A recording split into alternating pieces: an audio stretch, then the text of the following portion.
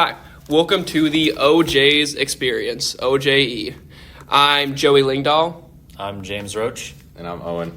And this is our podcast on Matthew Crawford's Shop Class of Soulcraft for Dr. Petrocelli's ethics class. Specifically, we are making this podcast in reference to the second angle or second prompt he gave us. What does good human work look like? And this question obviously has a lot of places we can go. To begin, let's talk about the value of work. To start, I'm an accounting and finance major. Ideally, I'm hoping to go to the CPA right after college, which honestly doesn't sound like a super attractive route. It's sitting in cubicles, offices all day, and this is kind of what Crawford goes at, and the value of human work. But that's ideally where I'm going after college. But yeah, so next up, Jim. Yeah, so I'm also a finance and accounting major, kind of a copy-paste of Joey, but I guess my goals are going to be a little bit different.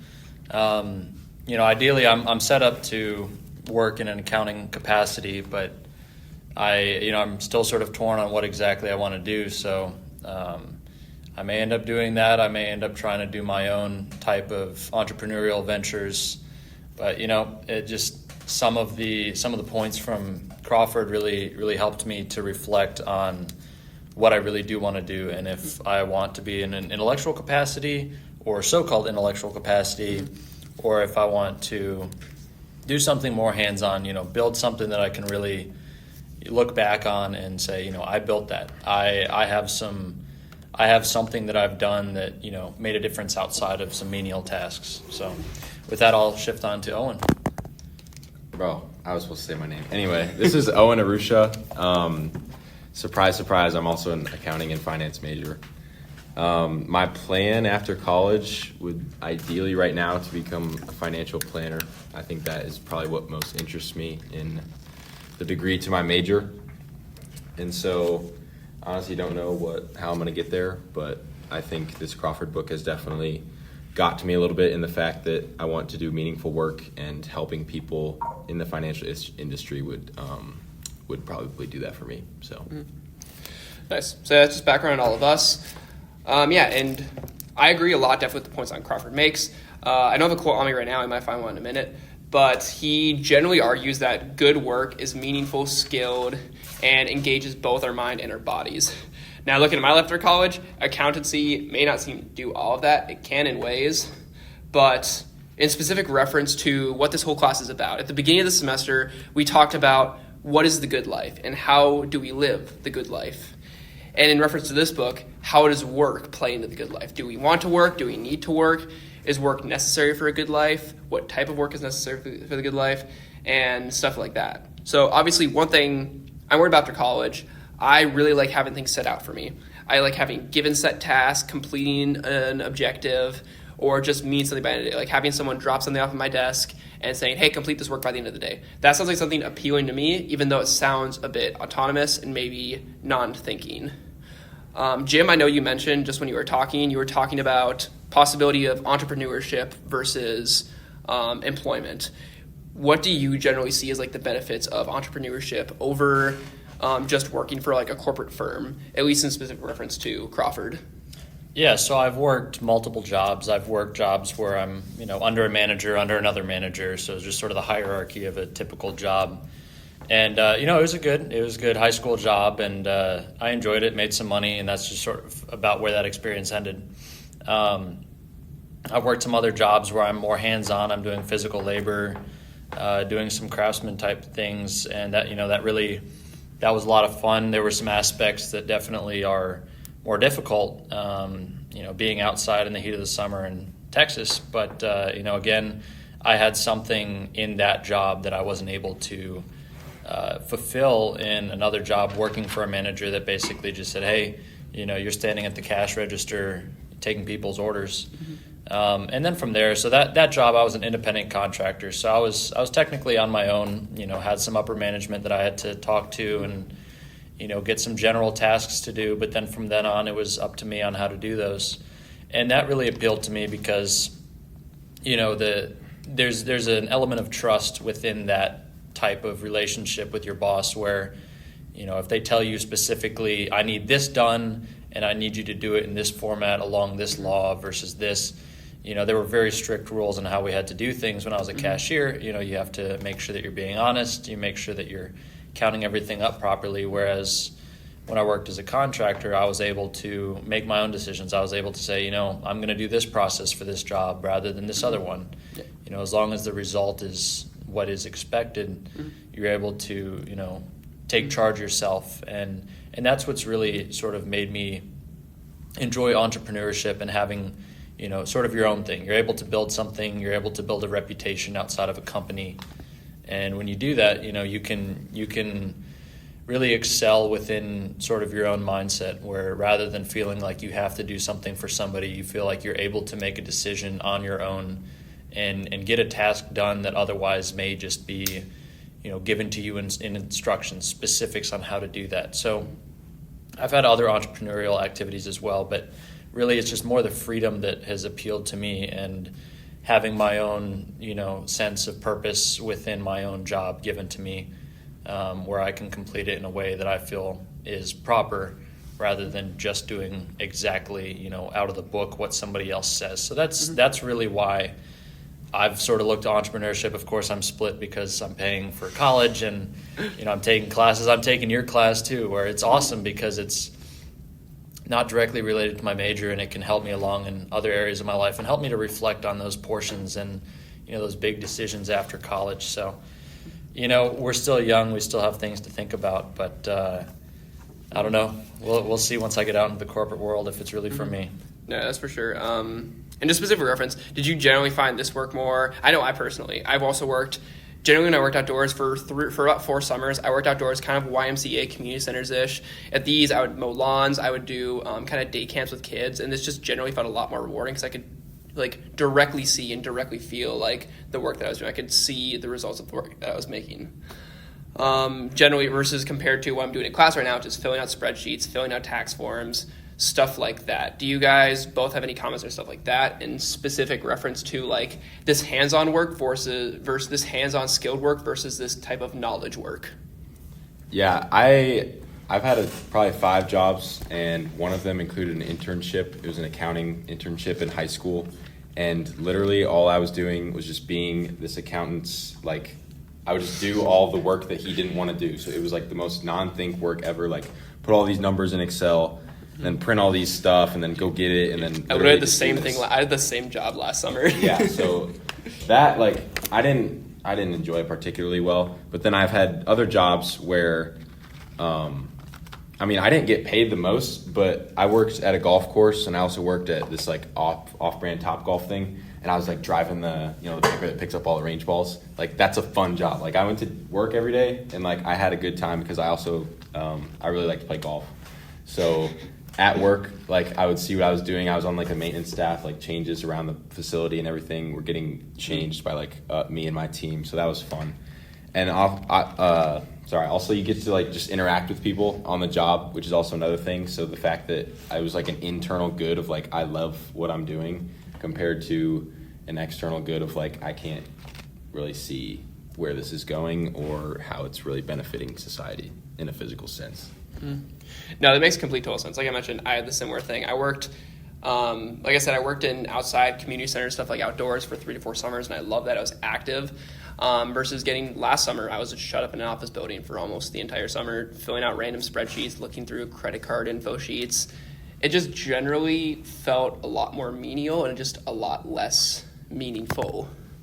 Now that we've all kind of gotten a background on all of our thoughts on work and what type of view we have on work and the type of work that we want to do and our experiences with work, let's talk a little bit in specific reference to Matthew Crawford, which is the whole reason that we are here. So, generally, I guess I can start from one of my favorite chapters in this book, the chapter 2, the separation of thinking from doing. So this talks a lot about knowledge work versus skill work. So specifically on page 39, near the middle of page 39, Matthew Crawford is citing Frederick Winslow Taylor's Principles of Scientific Management, which he cites was hugely influential in the early decades of the 20th century, even saying that Stalin was a big fan. So obviously we know in generally in communist economies, They have meaning behind their work because that's what drives their economies, but the actual work that people do is very just autonomized and there's not a lot of thought behind it. So the specific quote he cites from this is, all possible brain work should be removed from the shop and centered in the planning or laying out department. And Crawford cites, it is a mistake to suppose that the primary purpose of this partition is to render the work process more efficient. It may not result in extracting more value from a given unit of labor time. In general, what he's referring to this as, dumb workers are cheaper. If you give a person a single job on a task, just have them do the same thing over and over and over again. So in the example of, we talked about this a lot, making chairs. If you pay 5 men to do a single part of a chair, so pay one guy to glue on the legs, one guy to glue on the back, one guy to shape the middle, it's generally a lot easier and you can pay them a lot less than a single guy to build an entire chair, because that's the entire skill and knowledge of knowing what they're building. That was just one that really stuck out to me. And kind of the autonomous work where this kind of happened in the Industrial Revolution, I believe at least, where a lot of the thought process was taken out of working. And like you said, in communist economies, they loved this where they could disconnect the people from what they were making as much as they can in order to make them easier to control. And I think that's generally what a lot of society is moving to today with knowledge work. And just like sitting people with spreadsheets all day kind of takes away a lot of their freedom and a lot of their really ability to think deeply and really have interest in what they are doing. So that's just at least one really big part that stuck out to me. Do you guys have any big parts of any quotes or anything that you guys really enjoyed that stuck out to you? Yeah, I got a quote. Chapter 1, this sort of falls in page 27, end of the first paragraph, and this is under, a brief case for the useful arts. And this one stuck out to me where he said, quote, I quickly realized that there was more thinking going on in the bike shop than in my previous job at the think tank. So in his previous job, he was in the think tank, he was solving a lot of problems. He was doing very intellectual work, or at least what people would consider as intellectual work. And when he shifted to the bike shop, he was able to use his hands, solve problems that, may not seem as pertinent as what he was doing at the think tank, reviewing articles. But this sort of stood out to me because I've done multiple things. School is one thing where, for finance and accounting, there's a lot of thinking, sort of going through processes, and quite frankly, you just sort of follow some rules, kind of like Crawford, where he had a specific amount of things that he had to do. We have assignments, we have deadlines, we have things that we have to do, and sometimes by having that, you end up prioritizing the wrong things. You prioritize getting the work done quickly on time rather than, really putting your own element into it. And that's one of the portions, he also talked about education and how, a lot of people are pushed into going to college, whereas that may not be the proper decision for them. And the quote specifically stood out to me because, of course, school, there's an element of you get this done, you get this thing done on time, that's about it.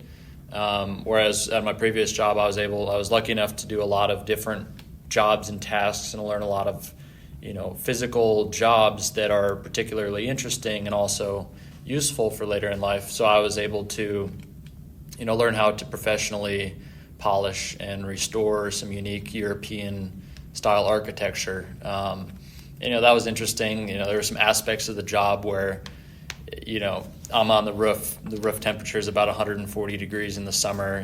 You're blazing hot, but you're seeing the process. And when you finish that, you're able to look back and say, hey, I did that. This is beyond just solely, filling a task. You have to be thinking. You have to know, okay, I can't go too hard. I can't go too soft. I need to be very careful with this material because it's delicate. And that's one thing that, although it sounds like a menial task, and it can seem like it at times, it's not just getting something in on time. The main focus was not just completing it by the deadline. It was, okay, this needs to be done properly. This needs to be done well. And if that takes some time, we're okay with that. And that's the disconnect that I think he was sort of talking about in the intellectual process, where he was just sort of an autopilot, just doing the reviews, reviewing the articles, getting that done in the way that his management wanted him to do. Whereas when I'm working this job, sure, I have management I have some people that I have to report to and, give updates on processes, but, it's up to me to get that thing done in the way that I see fit. And if things happen that change the way it's done, I need to make those decisions rather than just trying to get it done. You got to do it right because the clientele needs it done correctly. Otherwise, you're no longer going to have a job. So that was a quote that stood out to me, just about the intellectual process and how there was more thinking in physical labor that he was doing than in just working at the think tank. You have any quote, Owen? Yeah, specifically, that was a great just quote on. I just want to say that was great on just visualizing. Again, just because the whole point of this is we're just visualizing what good work looks like. So that's just a great visualization I like to say, Jim. And Owen, if you have any quotes stick out to you from this book, and if anything strikes you again as what good work looks like, and help us visualizing again what this good work is supposed to look like. I actually have a quote from chapter 8 on page 181, in the middle.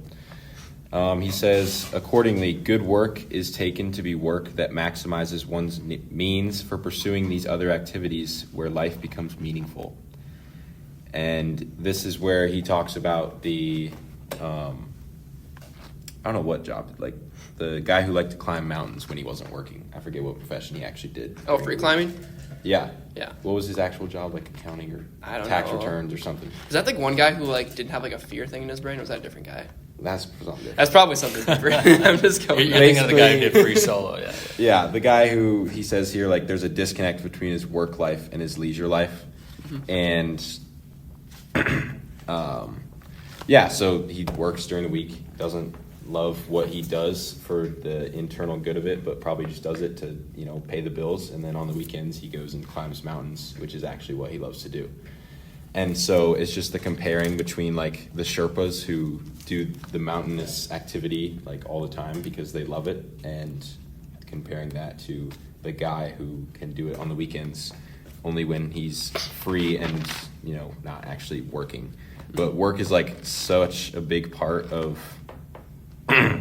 us as humans, because 5 days a week usually you're working, so that's most of your life, right? And you got to pay the bills somehow. But there's another quote back here about doctors and also firemen, and it's just talking about, in these learned professions, the practitioner develops a highly discriminating appreciation of his objects, not unlike an aesthetic sense. So that means that the person doing their work genuinely cares about the work that they're creating or how they're helping people in the real world. A doctor really just wants to make people healthy, even though it's impossible to make everybody healthy, if that makes sense, but just one person at a time, meeting them and prescribing medicine or just seeing how they're doing. So Owen, earlier, that first quote, you sort of mentioned how that one guy who was able to disconnect himself from his work that he may not have liked so much and, go do what he really loved. Earlier when we were doing the introductions, you'd mentioned that, you're a golfer, you love golfing, and then you also worked sort of that same job where you were doing groundskeeping, and you're sort of out there in a different capacity of, a large part of your life, golfing, and you were able to sort of do the back end of that. I guess, do you think that there was a disconnect between working it and really enjoying golf, or do you think that sort of helped magnify what you enjoyed doing, which is golfing, and sort of having another perspective on that and being able to work in a capacity where, I play this course, I also work on this course. Does that bring you some fulfillment? 100%. I would say there's still a slight disconnect, but not that much, just because I'm not actually playing golf on the job. But just being around the course, literally just doing random stuff as golfers are golfing around me, it makes me feel part of, he talked about in the book the community of golfers, right? I'm in that community while I'm working, and so it made it feel inherently good to do the job that is helping other golfers enjoy golf like I do. You also get to see things that you maybe wouldn't see if you didn't work golf, if you only played golf. Yeah, 100%. Which gives you're saying, I just wanted that. I definitely deeply resonate with that too. Like I said, when I worked at Summers for 3-4 summers, I kind of hated, I'm the youngest of 4, so I kind of hated little kids growing up. I kind of thought they were gross and didn't really enjoy spending much time around them. But after working 3 to 4 summers at a community center, and a lot of the work that I did was day camp work, coordinating, playing games with kids, I can say like work can bring you appreciations of other parts of life. Like generally after that, I enjoy babysitting my nieces and nephews like a lot more now after working there for 3 or 4 summers. Like I probably would not appreciate as much now if I didn't do that work. So I think work can genuinely bring a greater fulfillment of us through other things through that. So yeah, work can bring us joy to activities that we wouldn't have if we just did those activities instead of working them. But yeah. Sure. So would you say that aspect of your work, working with kids, that's one of the most important jobs you can have is, bringing up children, bringing them up in the proper way, and you're having fun with them, they're having fun, and that sort of goes back to the like good human work. Yeah. Like, would you consider that good human work in comparison to, working your internship, doing your job very well, and it's good work, and it's not inherently evil, but do you think that, your job experiences that one is better and one is, more human work that you would want to pursue? No, I can definitely see what you're saying there. In terms of work, I think how what Owen said about the free climbing versus the Sherpas, like it's something that I enjoyed doing for 3-4 summers and gave me deep appreciation for it. And maybe you look forward more to starting like a family in the future and stuff like that. Like raising kids made me much more certain that I want to start a family in the future and have kids. Like that is one thing that it made me more sure of. But in terms of experience, I would say as a life experience, it brought me more experience than my internship. But my internship will bring me more experience into making, as I would say, more free and be able to have more decisions. That's another thing. I think we can talk about this after our break, but we're going to dive into this deeper. We've already talked about it. I think we've already dove a lot. Dove? I don't know what the words there. But we've already gone really deep into what we think good work looks like. And so I think we have a good grasp on that. We have a good preface for what good work looks like. And we're going to dive into the second part of this question now, I think. Of how this work that we think is good specifically fits into the good life and how it helps us achieve like a greater sense of self, and just generally how does work help us live well outside of just like paying our bills, stuff like that. How does it help us outside of that, and where do we find true meaning in that? So we'll be back after our break. We're going to take a quick break here. You're going to hear from our sponsor real quick, but we'll be back in a sec to finish up the second half of this podcast. Whopper, Whopper, Whopper, Whopper, Junior, Double, Triple, Whopper, Flame Grill taste with perfect toppers. I rule this day. Lettuce, mayo, pickle, ketchup, it's okay if I don't want that Impossible or bacon Whopper, any Whopper my way. You rule your season today at BK. Have it your way.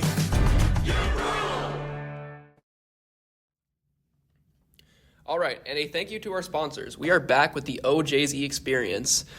We hinted at right before our break that we were going to be talking about the second part of this question. We already talked about the value and what good human work looks like in the modern world. Now we're going to dive really into what does work have in the place of the good life? What have we been talking about all semester? What is the good life? How do we live it? And how does work play into this? Now, I want to dive in a bit from... It was around chapter 6, chapter 7. We were talking about this in our notes. Crawford states that we need to attend to the pitfalls of being a producer and a consumer in the modern world.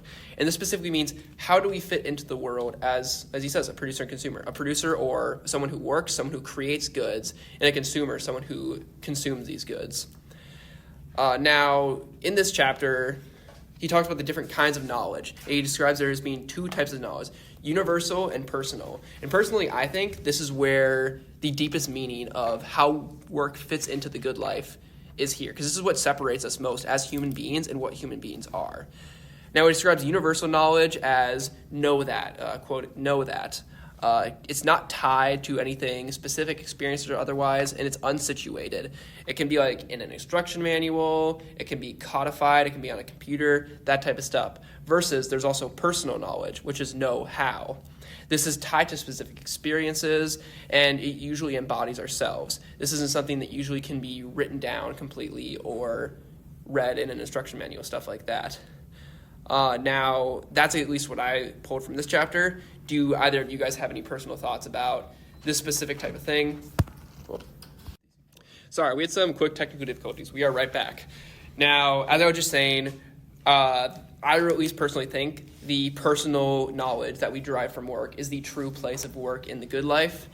If either of you guys have any specific quotes or anything or stuff from the book that you want to refer to as just on this topic.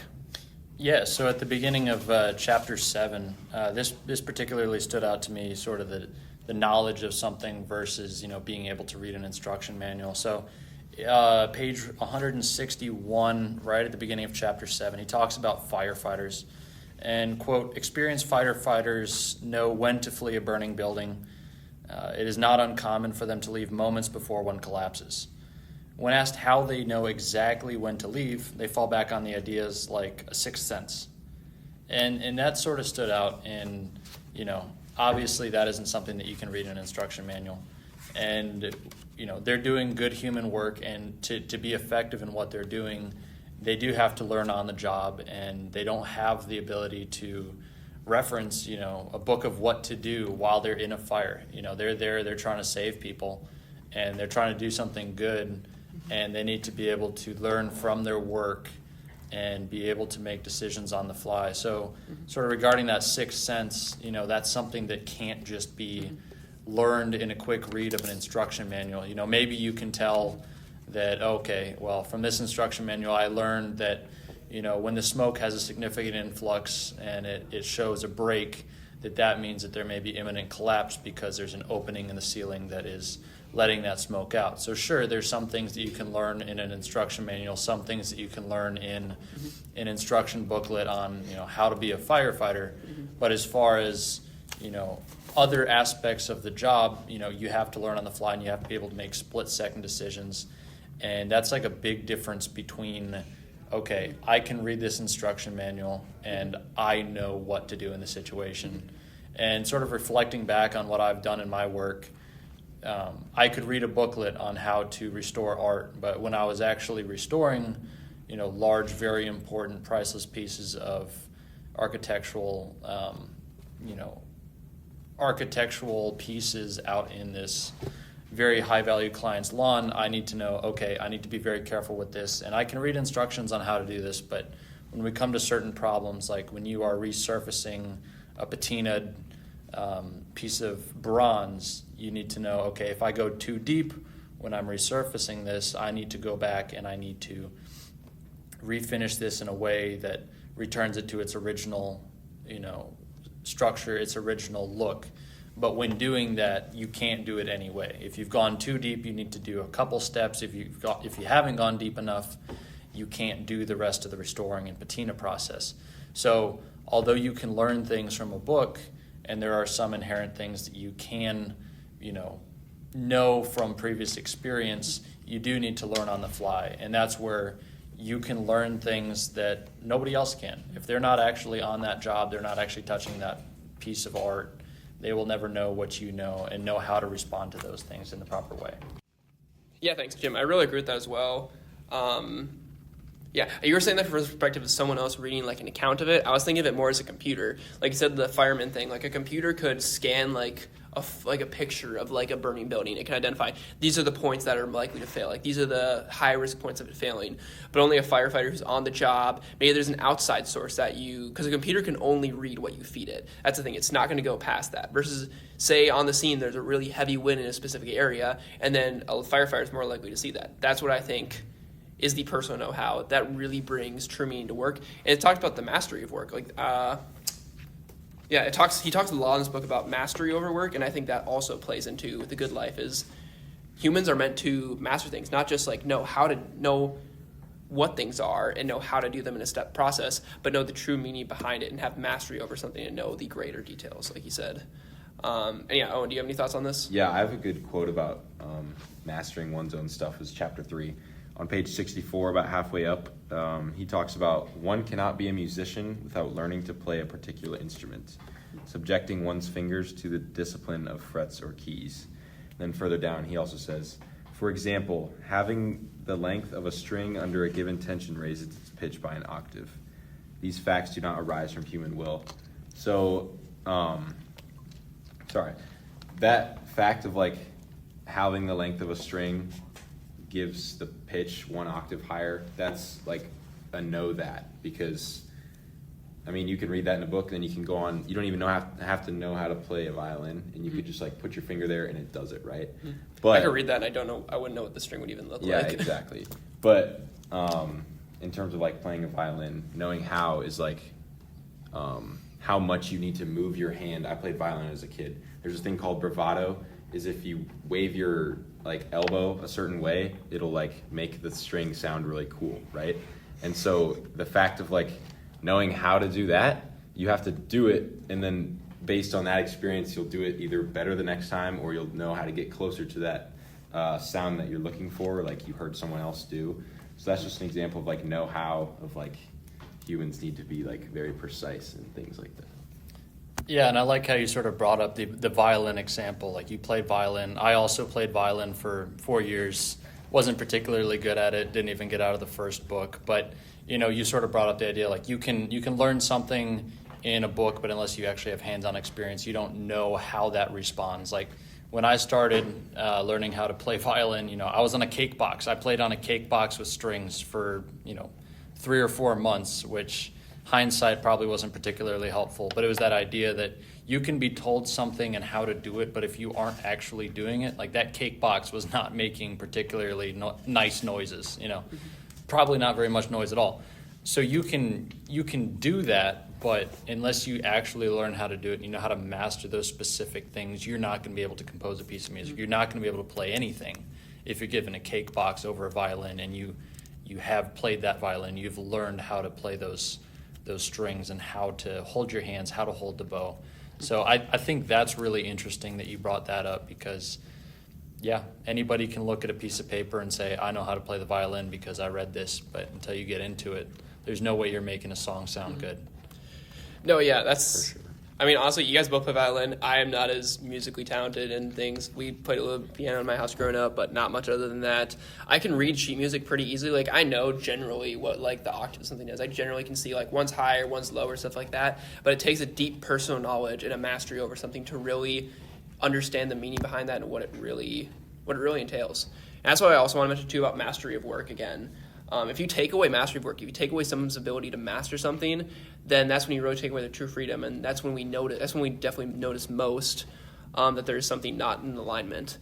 Like I mentioned earlier, stuff in such as communist economy, stuff like that, where you limit people to what they can do, and there's no true mastery. Like you can't master putting a single leg on a chair. Like you can master that, but there's not really much knowledge or personal skill behind that. There's only so much that can go.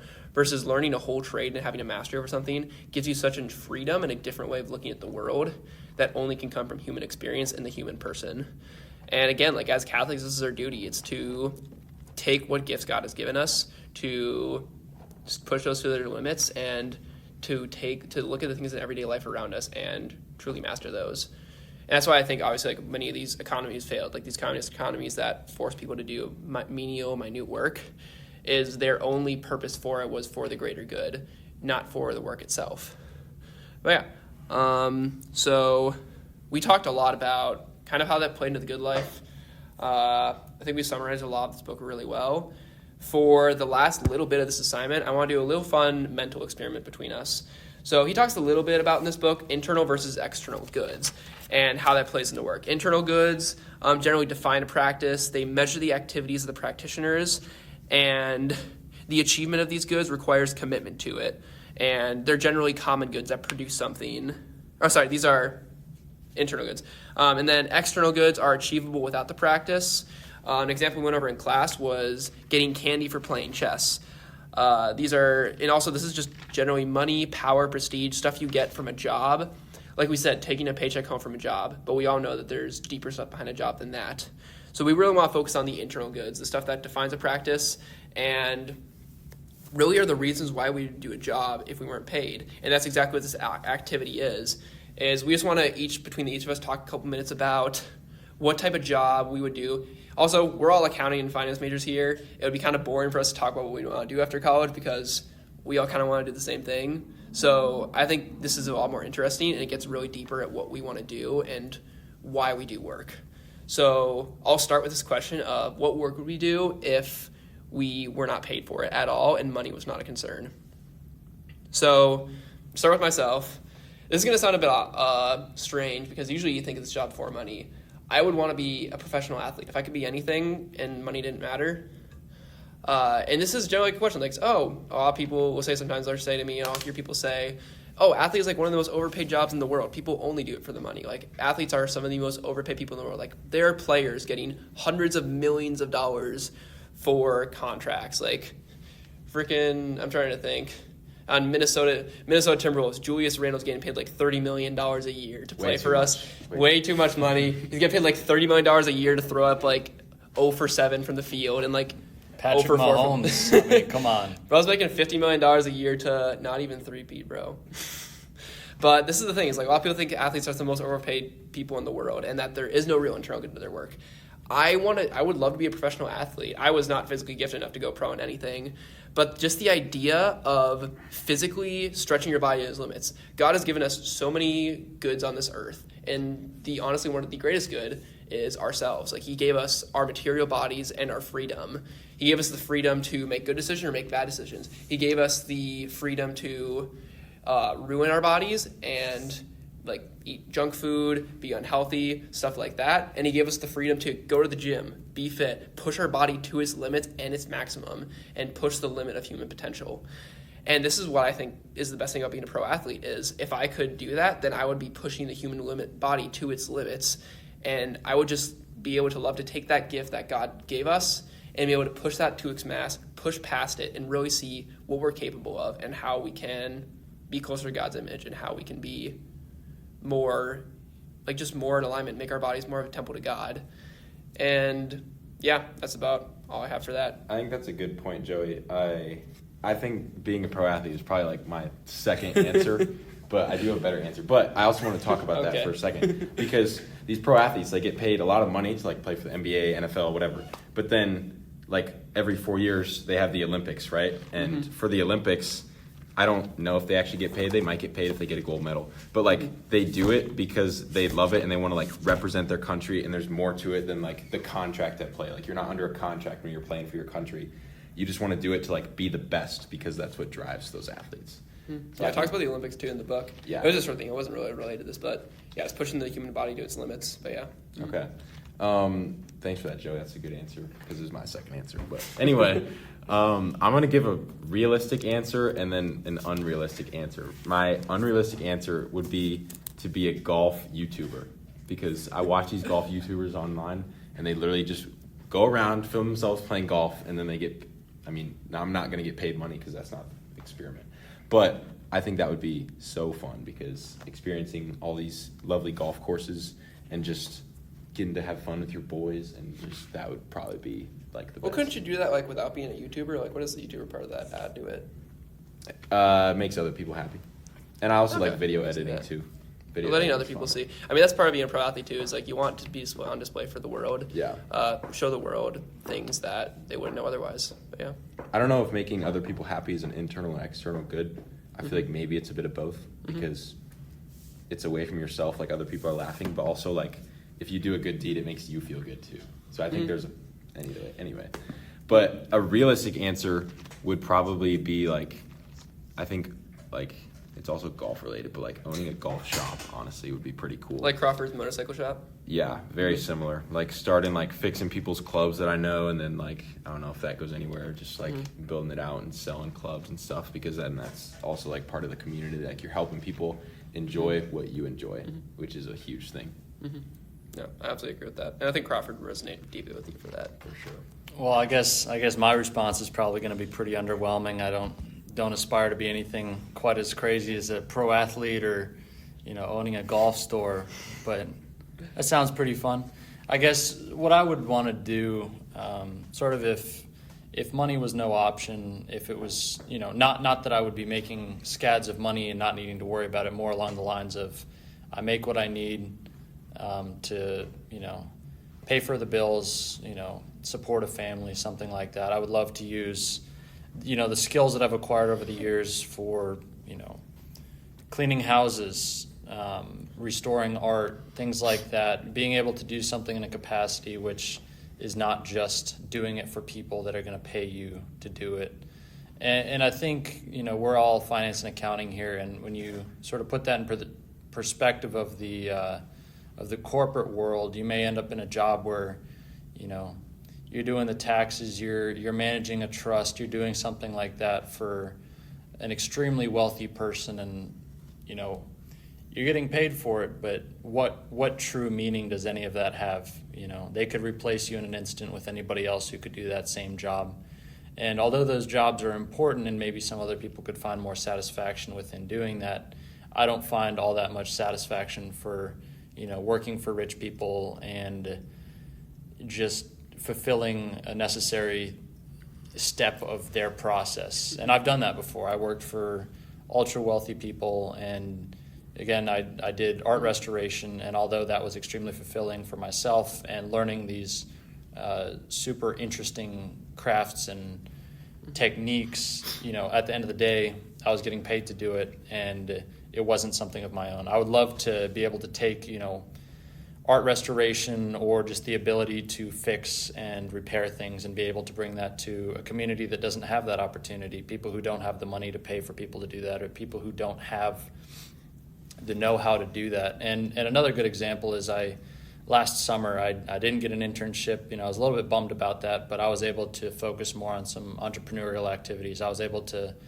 you know, learn how to, you know, make money online, and that was the main goal. But as I started going along, I learned that some of those skills, I was basically finding deals to give to people who would, you know, make money on them. They'd buy them and they'd resell them because they were at a good price. But I was also able to help some people. You know, some people were looking for a grill or a pressure washer or a dash camera or something that they needed that they couldn't afford. And I was able to use that information and that knowledge that I was able to acquire to find those things at a reduced price, be able to fulfill a need that somebody had. And I didn't make money from that. I didn't make money from, you know, helping somebody find a cheaper product. You know, I was able to make money when I sold those deals to other people, but I was able to help people who really needed something and weren't able to afford it. And that satisfaction, if, you know, I made just enough money to survive, I would love to do something like that, where I'm trying to help people, trying to fulfill needs that are beyond myself, and trying to sort of live a good life and feel good about how I'm making money, feel good about how I am living my life and fulfilling God's ultimate goal. Yeah, thanks. And yeah, those definitely fall all in line with the stuff we were talking about with the living good life. As we recently just mentioned, we're talking about this in Kierkegaard right now, but we just generally talk about what are human beings. Human beings are rational persons with a soul, and what is more rational than finding a job you can do that challenges you to learn something every day and challenges you to really think about, how does this work? How does this play into the greater scheme of things? And I think that really is what work and what all of this is about. So yeah, if you guys have any other closing remarks, otherwise, I think I've really enjoyed this conversation with you guys. And yeah, any other closing remarks from you guys?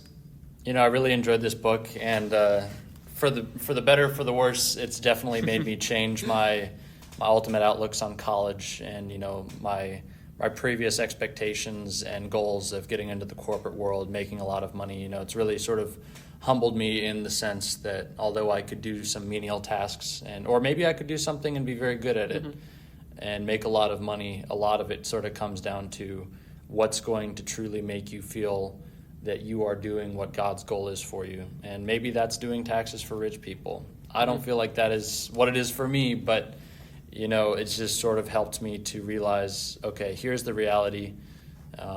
I can take this path and make a lot of money. I can take this path and I can do something with my life, be a master of something, and pass that on to people who truly need it.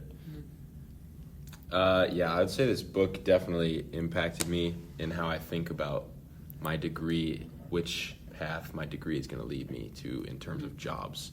Because I'm sort of the same in gym. Like, I'm an accounting major, but accounting, like, I wouldn't say it makes me feel like super fulfilled, you know, as I'm doing it, especially if I get into a job. So there's thoughts to be had there, and this book definitely made me think about that a little bit more.